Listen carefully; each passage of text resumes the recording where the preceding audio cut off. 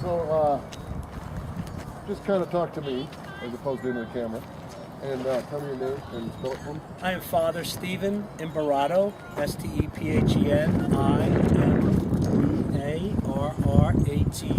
And where's your parish? Where you? I'm the pastor of Sacred Heart downtown, but I'm also the founder of Project Defending Life and one of the organizers of Protest Albuquerque, Stop the Baby Killing. And why are you out here today? Well, we're out here today to officially announce, not only locally but nationally, Albuquerque, Stop the Baby Killing. Albuquerque is the abortion capital of the Southwest and the late-term abortion capital of the entire country. It's been going on for quite a while now.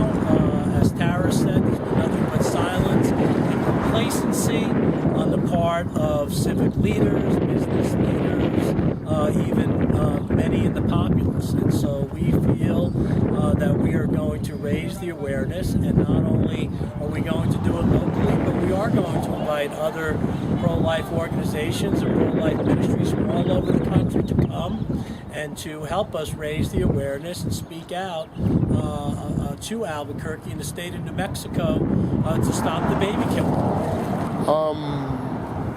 You're of the same group that had the ballot initiative last November. Well, we supported the ballot initiative, and there were some, I guess, political action committees. Project Defending Life is a ministry, so we really didn't get involved directly with the ballot initiative, but we did support it.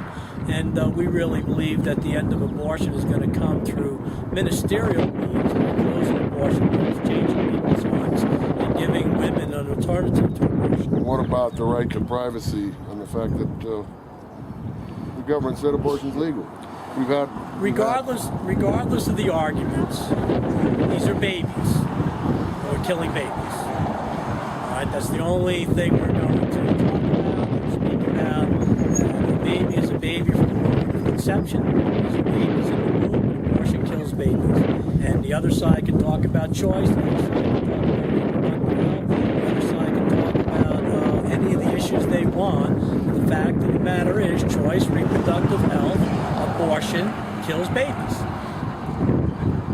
And that's when it pertains to somebody else's life, how is that your business? Why are they not free to I think because we are a brother's keeper. I mean, Christ said that we are a brother's keeper, and that no greater love than to lay down one's life for one's friend. And so we believe that we should sacrifice ourselves, pour ourselves out, and even risk ridicule and persecution to stand up for the rights of the unborn babies. Who else is going to stand up for the babies? Who's going to stand up for the babies? I mean, these babies have no voices, all right? They cry out in the womb. Nobody can hear them. Somebody's got to stand up for them. Somebody's got to draw the line in the sand, and that's what we're doing here. This is an aside. let me get to my other questions first, which I just totally forgot. Oh, dang it. So yeah, well, defeated at the ballot box last November. Open up, tell me this first. What are your thoughts on the graphic imagery? You think you're going to get converts, or do you think you're going to turn people off? Well, we just saved the baby last week at one of the abortion mills through the use of this abortion victim imagery, right? And yes, they are graphic, but abortion is graphic. There's any number of organizations that use graphic images, and so not only are we going to be graphic in showing the victims of abortion, but we're going to use graphic verbiage.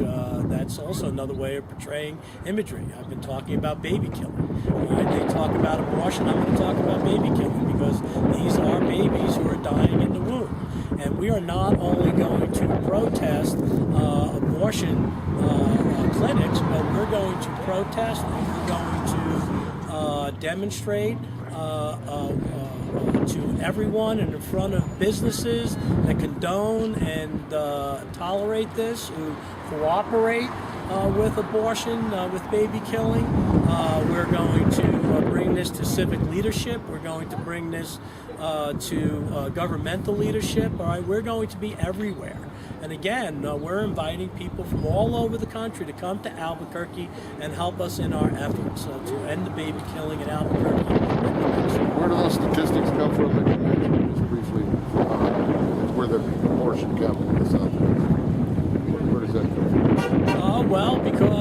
we have an abortion clinic, Southwest Women's Options, that do abortions right up to the day of birth. There was an incident not too long ago.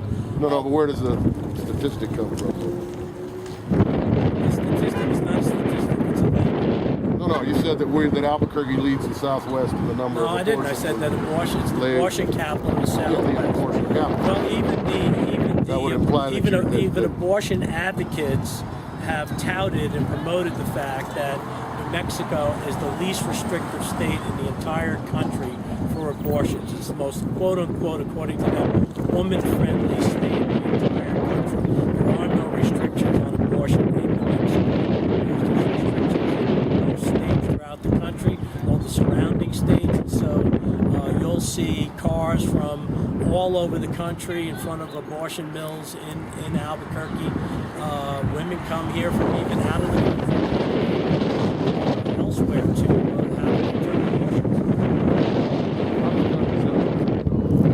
the Catholic Church teaches that no contraception.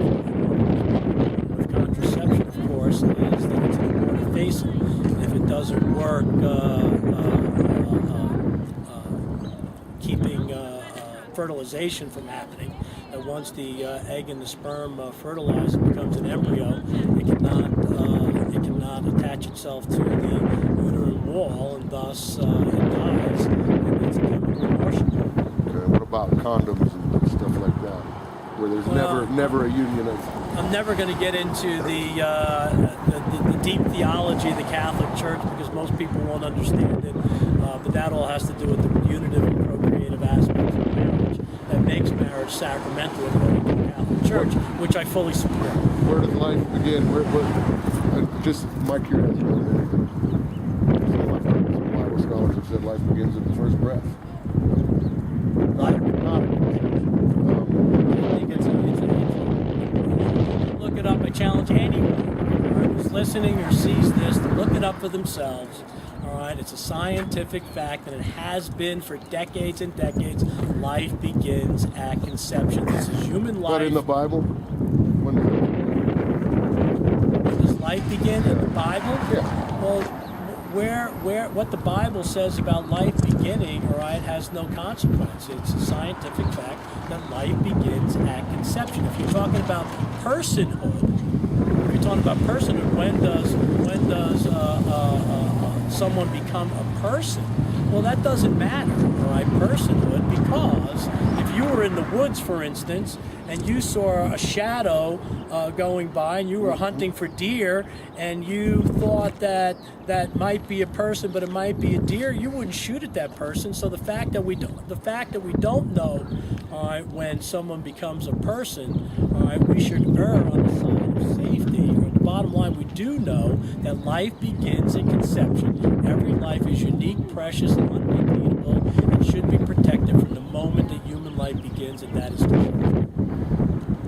So then this isn't really a religious argument. Oh no, it's a civil rights argument. It's absolutely a civil rights argument. This has nothing to do with religion. So I know this is just fascinating. Yeah, no problem. Talking with you. So this people out here aren't here for religious reasons. Is that what you're saying? Is that... I think that they're here because they understand that killing of babies in the womb is not only immoral, but it's a violation of their civil rights, that human life begins at conception, and we are killing babies in the womb through abortion, through reproductive rights, reproductive health, through choice. They want to disguise the issue with their terminology,